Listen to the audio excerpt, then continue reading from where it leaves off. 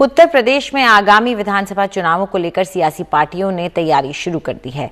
Azad Samaj party और Bhim army के प्रमुख चंद्रशेखर आजाद भी जोर शोर से तैयारी में जुटे हैं। इसको लेकर हमारे सहयोगी राजीव रंजन ने उनसे बात की, जिसमें उन्होंने कहा कि यूपी में जो जंगल राज है, आदित्यनाथ सरकार में असुरक्षा का माहौल है और ऐसे सरकार को रोकने के लिए बड़ा गठबंधन बनाना जरूरी है। उत्तर प्रदेश में विधानसभा चुनाव होने में 7-8 महीने बचे हुए हैं। राजनीतिक दलों ने अपनी तैयारियां शुरू कर दी है। इस बारे में बातचीत करते हैं पहली बार विधानसभा चुनाव लड़ने जा रहे आजाद समाज पार्टी और भीम आर्मी के प्रमुख चंद्रशेखर आजाद रावण से। विधानसभा चुनाव में क्या अकेले उतरेंगे या किसी अन्य पार्टी के साथ साझेदारी करेंगे आप? देखिए, उत्तर प्रदेश मेरी कर्म भूमि और जो उत्तर प्रदेश में जंगल राज योगी सरकार में चल रहा है, उस जंगल राज से मुक्ति के लिए चाहे कोरोना काल हो या अब तक 4.5 साल की जो सरकार रही है, उसमें जिस तरह का उत्तर प्रदेश का माहौल बना हुआ है, सुरक्षा सभी लोगों में है और रोजगार से लेकर सब जगह पर आरक्षणों की हकमारी जारी है। ऐसे में भाजपा को रोकने के लिए एक बड़े गठबंधन की जरूरत है और मैं इसमें एक अहम भूमिका अदा करूंगा, क्योंकि मुझे उत्तर प्रदेश के लोगों की चिंता और मैं इस जंगल राज में अब उनको ज़्यादा दिन जीने नहीं दूंगा। तो क्या अखिलेश की जो समाजवादी पार्टी है, जैन का आरएलडी के साथ आपका समझौता हो सकता है? जी बिल्कुल हो सकता है, क्यों नहीं हो सकता, क्योंकि हम सब लोग जो हैं उत्तर प्रदेश में भारतीय जनता पार्टी को रोकना चाहते हैं और एक ऐसी अच्छी सरकार देना चाहते हैं जिसमें युवाओं के लिए रोजगार के अवसर हों, बहन बेटियों की सुरक्षा हो, जिसमें तमाम तरह की जो बुनियादी जरूरतें हैं आम जनता की वो पूरी हों। और मुझे लगता है इसके लिए जो लोग तैयार हैं उन सब के साथ जो है मिलके उत्तर प्रदेश में ये तानाशाही और निरंकुश भाजपा की जो एक्सीडेंटल सरकार है, इसको रोका जा सकता है और मैं इसके लिए तैयार हूँ। तो क्या कुछ बातचीत भी शुरुआती दौर की हुई है, चाहे अखिलेश हो चाहे जयंत हो? बातचीत जारी है और जैसे ही चीजें सामने आएंगी तो वो मीडिया के सामने रखी जाएंगी। प्रियंका गांधी ने भी जो कांग्रेस के महासचिव हैं आपकी ओर हाथ बढ़ाया था, तो क्या कांग्रेस के साथ भी अलायंस हो सकता है?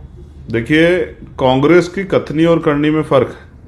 जैसे कल एक कार्यकर्ता की हत्या जो है वो हनुमानगढ़ में हुई है, तो जब उत्तर प्रदेश में दलितों पर अत्याचार हो तब तो कांग्रेस मुखर होकर बोलती है, लेकिन जहां ये इनकी खुद की सरकार है वहां जब दलितों पर अत्याचार होता है तो चुप हो जाती है। तो जो इनकी कथनी करनी में फर्क हो, उनपे जो है उनके साथ मुझे लगता है किसी तरह गठबंधन नहीं हो सकता है। मायावती जी को कैसे देखते हैं आप? देखिए, बुआ जी के लिए मैं बस इतना ही कहूंगा कि आज उन्हें जो है समाज से ज्यादा, चाहे बहुजन समाज हो या दलित समाज, उससे ज्यादा अपने परिवार की चिंता है।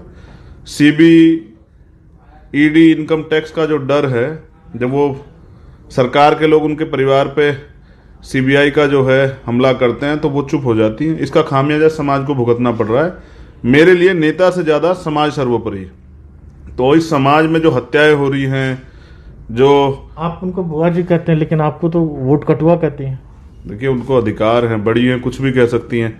हम अपनी काबिलियत से साबित करेंगे। मुझे कुछ भी विरासत में नहीं मिला है, उनकी तरह मुझे कुछ भी विरासत में नहीं मिला है।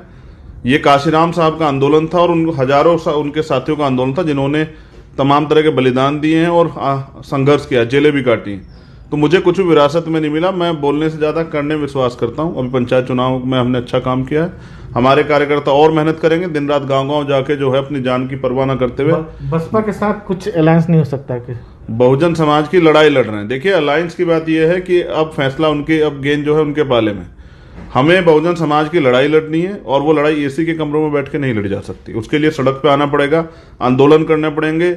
इस लड़ाई में, न्याय दिलाई की लड़ाई में जेल भी होगी, मुकदमे भी होगी, इनकी परवाह नहीं की जा सकती है। तो जब हम सरकार में नहीं है तो विपक्ष की भूमिका अदा करनी पड़ेगी और वो ट्वीट से नहीं होती। उसके लिए आंदोलन करने पड़ते हैं और आजाद समाज पार्टी और भीम आर्मी के नौजवान इसके लिए तैयार है। तो मायावती जी केवल ट्वीट कर रही हैं आजकल, सड़क पर नहीं आ रही? ये तो आप खुद बता सकते हैं कि वो कब सड़क पे आई थी। मुझे उनसे ज्यादा जो है इस बहुजन समाज की चिंता है, जो गुलामी की जिंदगी जो है 4.5 साल के बीजेपी सरकार में जी रहा है। उनकी आज़ादी के लिए आजाद समाज पार्टी मेहनत कर रही है और रिजल्ट जो है 2022 के बाद आपको देखने को मिलेंगे।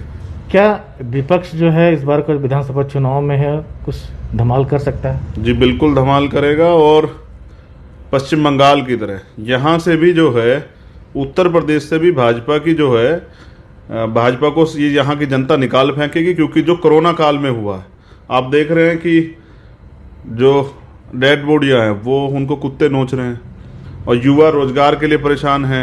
महिलाओं पे रोज जो है, कल ही मैंने ट्वीट किया था कि 4-4 एक दिन में एक जिले में 4-4 रेप की घटनाएं हो रही हैं और पुलिस जो है सिर्फ तमाशा देख रही है।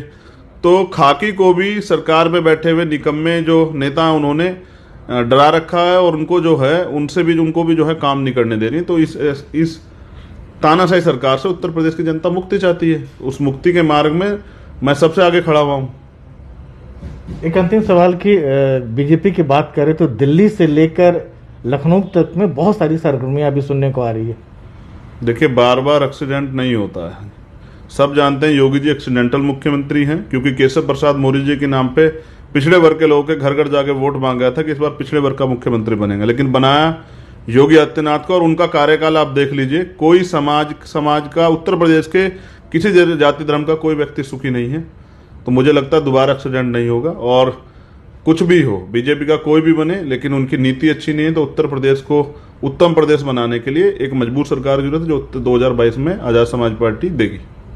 तो ये थे भीम आर्मी प्रमुख के जो चंद्रशेखर आजाद रावण, जिनका ये कहना है कि इस बार जो अगली बार जो चुनाव होंगे यूपी विधानसभा का, उसमें विपक्ष का जो है चेहरा जो है यूपी में राज करेगा। अब देखना ये है कि जनता इनकी बातों पर कितना भरोसा करती है। नई दिल्ली से राजीव रंजन, एनडीटीवी इंडिया।